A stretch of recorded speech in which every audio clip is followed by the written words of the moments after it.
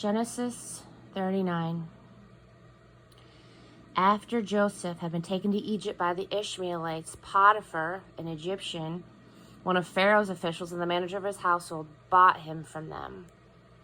As it turned out, God was with Joseph, and things went very well with him. He ended up living in the home of his Egyptian master. His master recognized that God was with him, saw that God was working for good in everything he did. He became very fond of Joseph and made him his personal aide. He put him in charge of all of his personal affairs, turning everything over to him. From that moment on, God blessed the home of the Egyptian, all because of Joseph.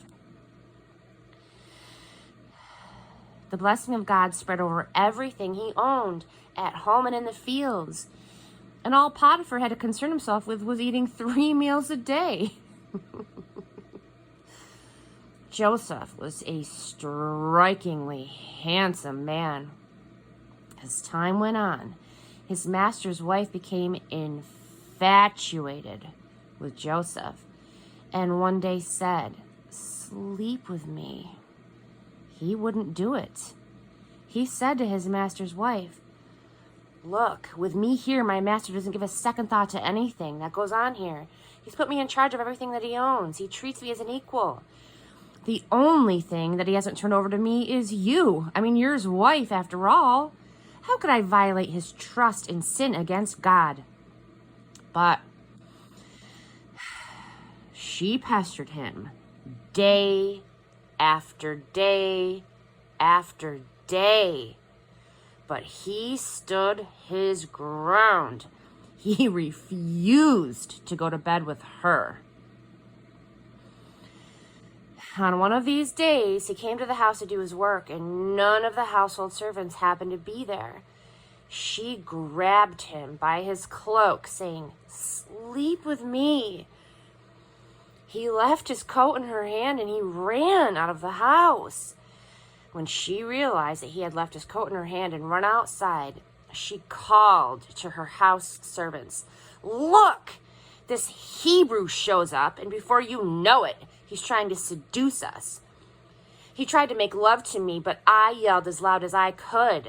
With all of my yelling and screaming, he left his coat beside me here, and he ran outside." She kept his coat right there until his master came home. She told him the same story. She said, "That Hebrew slave, the one that you brought to us, came after me, and he tried to use me for his plaything. But when I yelled and screamed, he left his coat with me and he ran outside."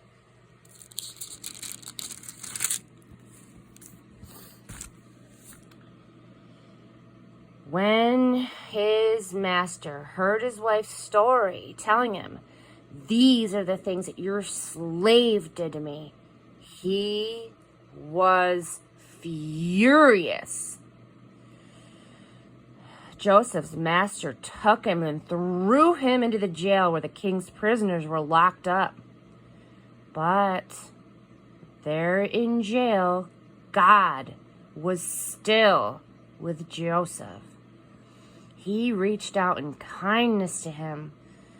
He put him on good terms with the head jailer. The head jailer put Joseph in charge of all of the prisoners. He ended up managing the whole operation. The head jailer gave Joseph free rein, never even checked on him because God was with him. Whatever he did, God made sure that it worked out for the best. Amen.